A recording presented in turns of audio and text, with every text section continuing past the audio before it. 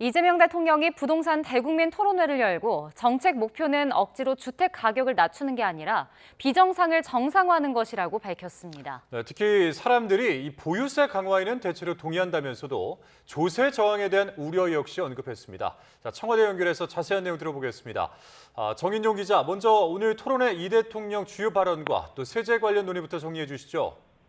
네, 이재명 대통령은 오늘 오전 10시부터 3시간 넘게 부동산 정책 방향을 논의하는 대국민 토론회를 열었습니다. 사상 처음 부동산을 주제로 대통령과 국민이 토론하는 자리가 마련된 건데요. 학계 전문가들은 물론 부동산 유튜버 등 인플루언서와 지역 공인중개사, 대학생까지 다양한 국민이 참석했습니다. 이 대통령은 우선 부동산 정책의 목표를 분명히 해야 한다는 참석자 언급에 억지로 주택 가격을 낮추자는 건 아니라고 밝혔습니다. 대신 비정상적인 수요 공급에 의해 가격이 잘못 형성되는 걸 막고 정상화하자는 거라며 부동산 가격에 따라 상응하는 사회적 부담을 지도록 하는 게 필요하다고 설명했습니다. 토론회에선 부동산 세제와 관련해 똘똘한 한치 현상을 막기 위해 거주 여부와 관계없이 종합부동산세를 강화하고 양도세도 근로소득세와 형평성이 맞게 고쳐야 한다는 의견이 나왔습니다.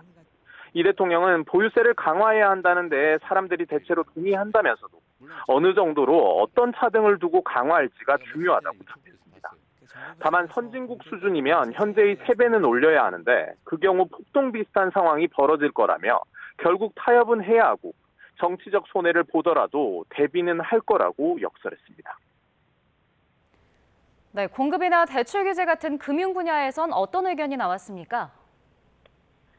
네, 우선 공급을 두고는 지난 2022년부터 지속적으로 수도권 주택 착공이 줄었다는 점이 핵심 문제로 지목됐습니다. 이 대통령은 3기 신도시를 포함해 기존의 공급을 약속한 지역의 착공이 지연되는 건 심각한 문제라고 짚었습니다. 60몇 개월이 걸린다고 한다며 절반 이하로 기간을 줄이기 위해 내부에서 검토하고 있다고 공개했습니다.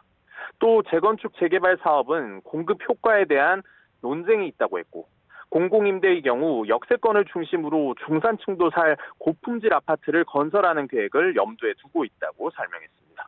금융과 관련해선 대출 규제 문제가 집중적으로 거론됐는데요.